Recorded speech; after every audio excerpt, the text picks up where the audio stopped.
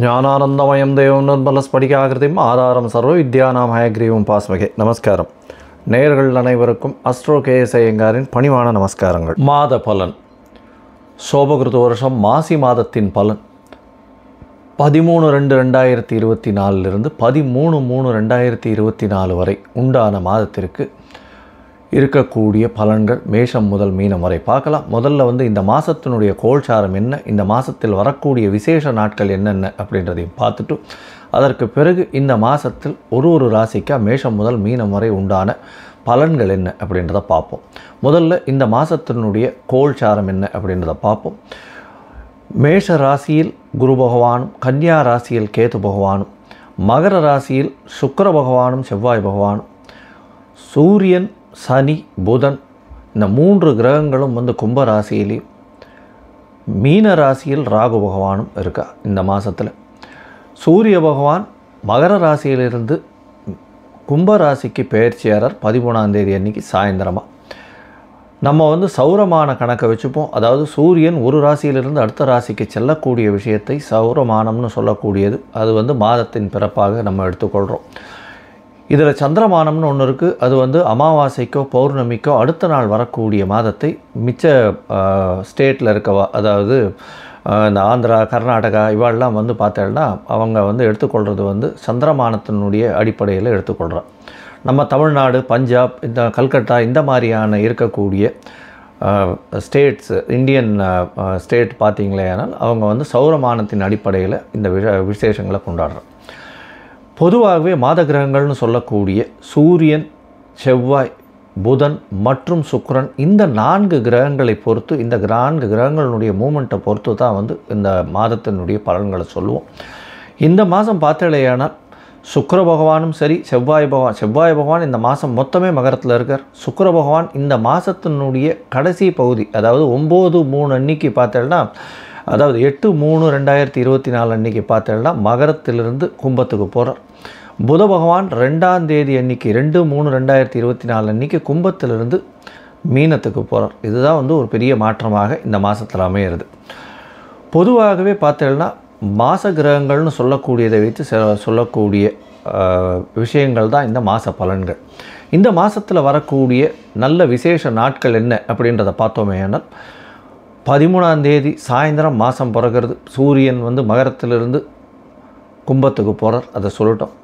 16ஆம் தேதி பார்த்தேனால் ரத சப்தமி, அதாவது வளர்பிறையில் வரக்கூடிய 7ஆம் நாள், அமாவாசையிலிருந்து வளர்பிறையில் வரக்கூடிய 7ஆம் நாள் ரத சப்தமி அப்படின்னு பேர். அதுவும் மாசி மாதத்தில் வரக்கூடியது. இதன் மூலியமாக என்ன அப்படின்னா, இந்த ரத சப்தமியில் தேர்கால்கள், சூரிய பகவானின் தேர்கால் வடக்கு நோக்கி பிரயாணிக்க ஆரம்பிக்கிறது. அதனால் இன்னுமே வெப்பம் அதிகமாக இருக்கக்கூடிய காலகட்டமாக இருக்கும். சரி, 24ஆம் தேதி 24/2/2024 அன்றைக்கி பார்த்தேன்னா மாசி மகம். மாசி மகம்ன்றது பௌர்ணமி சொல்லக்கூடியது. மக நட்சத்திரத்திற்கு சந்திர பகவானும் சூரிய பகவான் ஏற்கனவே கும்பராசியில் இருக்கார். ஒருவருக்கொருவர் 180 பாகையை வரும்பொழுது பௌர்ணமி யோகம் வருது. மாசி மகம் அப்படின்றது பெரிய விசேஷம். குரு பகவான் அந்த சிம்மத்துக்கு வரும்போது மகாமகம் கொண்டாடுற ஒரு 12 வருஷத்துக்கு ஒரு தரமும் அது வரும். இந்த வாட்டி மாசி மகம் வருது. இது 24/2/2024 அன்றைக்கி வருது. இதற்கு அடுத்தது பார்த்தேன்னா 5/3/2024, அதாவது மார்ச் மாதம் 5ஆம் தேதி வாஸ்து நித்திரை விடும் நாள் அப்படின்னு போட்டிருக்கும். புதிய கட்டடம் ஆரம்பிக்கிறது, புதிய இடம் வாங்கிறது, புதுசாக மனை அதாவது அடிக்கோல் இடுறது, அதை தவிர மனைக்கு வாசக்கால் வைக்கிறது, இது எல்லாமே இந்த வாஸ்து காலகட்டத்தில் பண்ணோம். கார்த்தால் 9:42 11:12 வரலாம், அதாவது 1.5 மணி நேரம் இந்த காலகட்டங்கள் வரும். 1.5 மணி நேரம் அப்படின்னா 90 நிமிஷம். 5 வகையாக பிரிக்கிறாங்க. இந்த 5 வகையில் பார்த்தேன்னா முதலில் வாஸ்து புருஷன் கண் விழிக்கும் நேரம், அதுக்கப்புறம் அவர்கள் ஸ்நானம் செய்யக்கூடிய நேரம், பூஜை செய்யக்கூடிய நேரம், அதற்கு பிறகு போஜனம் செய்யக்கூடிய நேரம், தாம்பூலம் தரிக்கும் நேரம் அப்படின்னு 5 வகையாக பிரிக்கிறார். இதில் கடைசி 2 விஷயங்கள், அதாவது போஜனம் செய்யும் நேரத்திலையும் தாம்பூலம் தரிக்கும் நேரத்திலையும் நம்ம வாஸ்து பூஜையை பண்ணோமே ஆனால் அது சக்ஸஸ்ஃபுல்லாக வரும் அப்படின்றது இந்த ஜோசிய இதுவில் தெரிவிக்கப்பட்ட ஒன்று. ஜோசிய கிரந்தங்களில் தெரிவிக்கப்பட்ட ஒரு பெரிய விசேஷம். அதனால் எந்த ஒரு விஷயத்தை ஆரம்பிக்கணும் அப்படின்றதுனாலும் இந்த வாஸ்து புருஷன் கண்விழிக்கும் நாள் அந்த கடைசி 36 நிமிஷத்தில், அதாவது 9:42லேருந்து 11:12 வரலும் இருக்கக்கூடிய கடைசி 36 நிமிஷத்தில் வந்து பண்ணினர்களேயானால் அது வந்து வெற்றியை கொண்டு குவிக்கும் அப்படின்றத சொல்கிறோம். இதை தவிர வந்து இந்த வாஸ்து நாள் அன்னைக்கு எந்த வகையான தோஷமும் கிடையாது. அதாவது திதி தோஷமோ, வார தோஷமோ, நட்சத்திர தோஷமோ, ராகுகாலம், யமகண்டம், எந்த ஒரு தோஷமும் கிடையாது. எல்லா விஷயத்தையும் எடுத்து செய்யலாம் அப்படின்றத சொல்கிறேன். அதற்கு பிறகு பார்த்தேனால் விஜயேந்திர சரஸ்வதி சுவாமிகளினுடைய ஜெயந்தி வருது. அது வந்து 7/3/2024 அன்னைக்கு வருது. அதற்கு பிறகு 10ஆம் தேதி அன்னைக்கு 10/3/2024 அன்னைக்கு மாசி மாதம் அமாவாசை வருது. அமாவாசைன்றது வந்து மூதாதையர்களுக்கு செய்ய வேண்டிய கர்மாக்களை செய்யணும். தாய் தகப்பன் இல்லாதவர்கள் செய்ய வேண்டிய கர்மாக்கள், திதி கொடுக்கறதெல்லாம் கம்பல்சரியாக கொடுக்கணும்.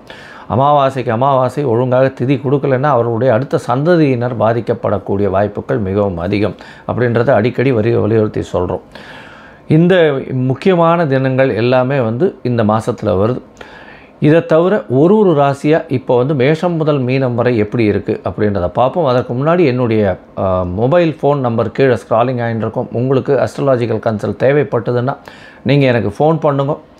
உங்களுடைய date, time, place of birth அனுப்பிச்சலையானால் என்னுடைய சார்ஜஸ் என்ன அப்படின்றத போட்டுட்டு அதில் சந்தி இருக்கா அப்படின்றத பார்க்கணும். அந்த டயத்தில் வந்து சந்திரன், அதாவது நட்சத்திர சந்தியோ, பாத சந்தியோ, லக்ன சந்தியோ, இல்லைன்னா வந்து ஒரு ராசியிலிருந்து அடுத்த ராசியில் இருக்கக்கூடிய சந்தியோ இருந்ததேயானால் அதன் பிரகாரம் வந்து பலன்கள் மாறும். அதனால் வந்து உங்களுடைய ராசிக்கு என்ன நட்சத்திரம் கரெக்டாக வருது, எந்த பாதம் கரெக்டாக வருதுன்றதை பார்த்து கோல்சார பிரகாரம் இன்றைய நிலையை வச்சுட்டு உங்களுடைய தசாபுக்தி அந்தரம் சூக்ஷ்மத்தை வச்சுட்டு உங்களுடைய பலன்கள் என்ன அப்படின்றதையும் பார்த்து என்ன எளிய பரிகாரம் பண்ண முடியும் அப்படின்றதையும் சொல்கிறேன். இப்போது மேஷம் முதல் மீனம் வரை மாசி மாதம் சோபகிருத்து வருஷத்தின் பலன்களை ஒன்றொன்னா பார்க்கலாம். துலாம், சித்திரை, சுவாதி, விசாகம் இந்த 3 நட்சத்திரம் 9 பாதங்களை கொண்ட ராசி. ராசியின் அதிபதினு சொல்லக்கூடிய சுக்கிர பகவான் 4ஆம் இடத்துல திக்பலம் பெற்று இருக்கக்கூடிய காலகட்டமாக இருக்குது. 4ஆம் இடத்துல வந்து கேந்திரத்தில் போய் சுக்கிர பகவான் உட்கார்ந்துருக்கிறது பெரிய விசேஷத்தை கொடுக்கக்கூடிய காலகட்டமாக இருக்குது. இந்த காலகட்டத்தில் பார்த்தேன்னா, அதாவது 13/2/2024 13/3/2024 வரலும் உண்டான மாசி மாதத்தினுடைய பலனை நம்ம இப்போ பார்த்துன்னு இருக்கோம். மாசி மாதம் அப்படின்னு சொல்லக்கூடிய சோபகிருத்து வருஷம் மாசி மாதத்தினுடைய பலன். இந்த மாதமான மாசி மாதத்தில் பொதுவாகவே சூரிய பகவான், செவ்வாய், புதன் மற்றும் சுக்கிரன் இந்த 4 கிரகங்களினுடைய பிளானட்டரி மோஷனை வச்சு சொல்லக்கூடிய மாத பலன்களை பற்றி பார்க்குறோம். சூரிய பகவான் உங்களுடைய ராசிக்கு பார்த்தேன்னா 5ஆம் இடத்துல இருக்கிற 11ஆம் அதிபதி 5ஆம் இடத்துல இருக்கிறதும், 5ஆம் அதிபதி ஆட்சி பெற்று போய் அவர் வந்து மூல திரிகோணத்தில் இருக்கிறது பெரிய விசேஷத்தை கொடுக்கக்கூடிய காலகட்டம். உங்களுக்கு புதிய பதவி, புகழ், அந்தஸ்து, கௌரவம்லாம் வரும். இருந்தாலும் அரசாங்கத்திடமிருந்து சிறு சிறு பிரச்சனைகள், தொல்லைகள் வரக்கூடிய காலகட்டமாக இந்த துலா ராசிக்காரர்களுக்கு இருக்குது. இந்த மாதத்தில் பார்த்தீங்களேனால் உங்களுக்கு வந்து அதாவது ஒரு ஹானரரி பொசிஷனாவது வந்து ஹையர் பொசிஷன் ஒன்று கிடைக்கக்கூடிய வாய்ப்பு, பதவி வரக்கூடிய வாய்ப்புகள் உண்டு. எதிரிகள் அற்ற நிலை இருக்கக்கூடிய காலகட்டமாக இந்த மாதம் அமையிறது. திருமணத்திற்கு பார்த்து கொண்டிருப்பவர்களுக்கு கண்டிப்பாக திருமண யோகம் நிச்சயமாக உண்டு. ஏன்னா குரு பகவான் சமசப்தமத்தில் இருக்கார். இந்த மாதம் வந்து கல்யாணத்தை ஃபிக்ஸ் பண்ணிக்கோங்க. அடுத்தது இந்த ஏப்ரல் மாதத்துக்கு மேலே, அதாவது சித்திரை மாதத்துக்கு மேலே வந்து கல்யாணத்தை வச்சுக்கலாம், நல்லபடியாக இருக்கும். 5ஆம் இடத்தில் ஆட்சி பெற்ற சனி பகவான் இருக்கார், சூரியனோட சம்பந்தத்தில் இருக்கார். அதனால் வந்து குழந்தை பிராப்தி நிச்சயமாக இருக்கும். அதாவது ஆண் குழந்தை வாரிசு நிச்சயமாக இருக்கக்கூடிய வாய்ப்புகள் உண்டு. இருந்தாலும் சிறு சிறு பிரச்சனைகள் வந்து, அதாவது அபார்ஷன் ஆகி திருப்பியும் வந்து கன்சீவ் ஆகக்கூடிய வாய்ப்புகள் நிச்சயமாக இருக்கும். ரொம்ப ஜாகிரதையாக இருக்கிறது நல்லது. ஏன்னா துளாராசிக்காரர்களுக்கு 5ஆம் இடத்துல ஆட்சி பெற்ற சனி பகவான் இருக்கிறது. சுபத்துவம் பார்வை இல்லாதனாலையும் 5ஆம் இடம் வலுப்பெற்று போயிருக்கிறதுனால கண்டிப்பாக குழந்தை பிராப்தி ஏற்படக்கூடிய வாய்ப்புகள் உண்டு. உங்களுடைய ராசிக்கு பார்த்தேனால் சுக்கிர பகவான் 4ஆம் இடத்துல இருக்கிறதன் மூலியமாக உங்களுடைய தாயின் மூலியமாக நல்ல ஒரு ஏற்றமான நல்ல செய்தி வரக்கூடிய வாய்ப்புகள் உண்டு. புதிய வீடு, மனை வாங்கக்கூடிய வாய்ப்புகள் நிச்சயமாக உண்டு. சப்தமாதிபதியும் 4ஆம் இடத்துல உச்சம் பெற்று போயிருக்கிறது பெரிய விசேஷம். ஏன்னா செவ்வாய் பகவான் 4ஆம் இடத்துல உச்சம் பெற்று போயிருக்கிறதுனால எதிர்பாலினத்தவர் மூலியமாக நல்ல ஒரு ஏற்றம் கிடைக்கக்கூடிய காலகட்டம். பார்ட்னர்ஷிப்பில் வந்து நல்ல ஒரு ஏற்றம் கிடைக்கக்கூடிய காலகட்டம். ஃப்ரெண்ட்ஷிப்பில் வந்து ஒரு நல்ல ஒரு அட்வான்டேஜ் கிடைக்கக்கூடிய காலகட்டமாக இந்த மாதம் அமையிறது. இந்த துளாராசிக்காரர்களை பொறுத்தவரையிலும் பார்த்தாலே 3ஆம் அதிபதி போய் 7ஆம் இடத்துல இருக்கிறதன் மூலியமாக முயற்சிகள் அனைத்தும் வெற்றி பெறும். அதாவது பார்ட்னர்ஷிப் பிஸ்னஸில் இருக்கிறவர்களுக்கு எல்லா விதமான முயற்சிகளும் வெற்றி பெறக்கூடிய வாய்ப்புகள் இந்த மாதத்தில் அமையிறது. உங்களுடைய ராசிக்கு பார்த்தேன்னா 5ஆம் இடத்துல புத பகவான் இருக்கார். அவரே வந்து 10ஆம், அதாவது 9க்கும் 12க்கும் அதிபதி அப்படின்னு சொல்லக்கூடியதுனால சிறு சிறு செலவுகள் இருக்கக்கூடிய காலகட்டமாக இந்த மாதம் அமையிறது. குழந்தைகள் மூலியமாக ஒரு சிறு செலவுகள் வரக்கூடிய வாய்ப்புகள் நிச்சயமாக உண்டு. இந்த மாதத்தில் 11ஆம் அதிபதி 5ஆம் இடத்துல இருக்கிறதுனால குழந்தைகள் மூலியமாக ஒரு நல்ல வெற்றி செய்தி கிடைக்கக்கூடிய காலகட்டமாக இருக்கும். காம்படிட்டிவ் எக்ஸாம்ஸ் எழுதக்கூடிய குழந்தைகளுக்கு எல்லாருக்குமே வெற்றி வாய்ப்புகள் மிகவும் அதிகம். ஏன்னா 6ஆம் இடத்தில் ராகு பகவான் நீங்கள் எந்த ஒரு போட்டியை எடுத்தாலும் வெற்றி பெறக்கூடிய அளவுக்கு உங்களை உச்சத்துக்கு ஏற்றிக்கொள்ளக்கூடிய வாய்ப்புகள் உண்டு. உங்களுடைய ராசிக்கு பார்த்தாலேயானால் 6ஆம் இடத்தில் ராகு பகவான் எதிரிகள் அற்ற நிலை இருக்கக்கூடிய காலகட்டம். உங்களுடைய உழைப்புகள் அனைத்தும் வெற்றி பெறும். புதுசாக வந்து வீடு, அதாவது வீட்டுக்கு அலங்கார பொருட்கள், வீடு எல்லாம் வந்து பார்க்கக்கூடிய வாய்ப்புகள் உண்டு. உடல் நலத்தில் நல்ல ஏற்றம் இருக்கும். உங்களுடைய சொந்த ஊர் கோவிலுக்கு போயிட்டு வருவீங்க. க்ஷேத்ராடனம் போயிட்டு வர்றதன் மூலியமாக நல்ல ஒரு ஏற்றம் கிடைக்கக்கூடிய காலகட்டமாக இருக்குது. இந்த மாதம் மாசி மாதத்தில் பார்த்தோன்னா உங்களுடைய ராசிக்கு பொதுவாகவே நீங்கள் வந்து இந்த சுக்கிர பகவானுக்கு உண்டான மொச்சை பயிறு இது வந்து தானம் கொடுக்குறது. அதாவது மொச்சை வந்து வெள்ளிக்கிழமை போய் தாயார் சன்னதியில் போய் அந்த மொச்சை சுண்டலை வச்சுட்டு கொடுக்கறதும், அதை தவிர வந்து வெள்ளை கலரில் இருக்கக்கூடிய ஆடைகள் வந்து தானமாக கொடுக்கறதன் மூலியமாகும். அந்த பர்ஃப்யூம்ஸ்னு சொல்லுவாள் இல்லையா, அந்த மாதிரியான பர்ஃப்யூம்ஸ் எல்லாம் கொடுக்கறது, அதாவது வாசனை திரவியங்கள் அது வந்து கொடுக்கறதும், இதெல்லாம் வந்து செஞ்சுன்னு வந்தடையானால் நிச்சயமாக உங்களுக்கு சுக்கிர பகவானால் பெரிய ஏற்றம் கிடைக்கக்கூடிய காலகட்டமாகும். திருமணத்திற்கு பார்த்து கொண்டிருப்பவர்களுக்கு நல்ல ஒரு ஏற்றமான காலகட்டமும் இந்த மாதத்தில் நிச்சயமாக வரும். இந்த மாதத்தில் எல்லா விதமான விஷயங்களும் முயற்சிகளும் நிச்சயமாக வெற்றி பெறும். இருந்தாலும் சில நாட்கள் முயற்சிகளை தவிர்ப்பது நல்லதுன்னு சொல்கிறோம். அது வந்து சந்திராஷ்டம நாட்கள். இந்த சந்திராஷ்டம நாட்கள் என்னென்ன அப்படின்னு பார்த்தாலேயானால் 17/3/2024 அதாவது 17/2/2024 19/2/2024 வரலும் உண்டான நாட்கள், அதாவது February 17 to 19 சொல்கிறது. இந்த காலகட்டத்தில் சந்திர பகவான் உங்களுடைய ராசிக்கு 8ஆம் இடத்துல இருக்கிறதுனால சந்திராஷ்டமம்னு சொல்கிறோம். சந்திர பகவான் மறைந்திருக்கக்கூடிய காலகட்டமாக சொல்கிறதுனால புதிய முயற்சிகள் வேண்டாம், வெளியூர் வெளிமாநில பிரயாணங்கள் வேண்டாம் அப்படின்றது சொல்கிறோம்.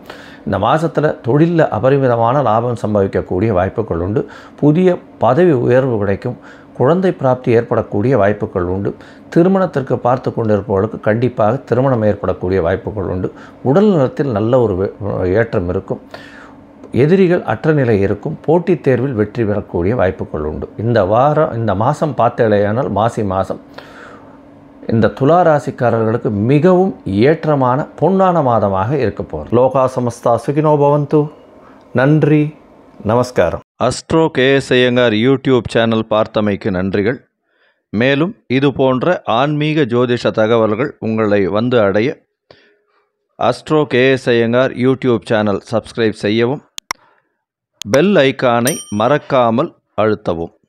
நன்றி, வணக்கம்.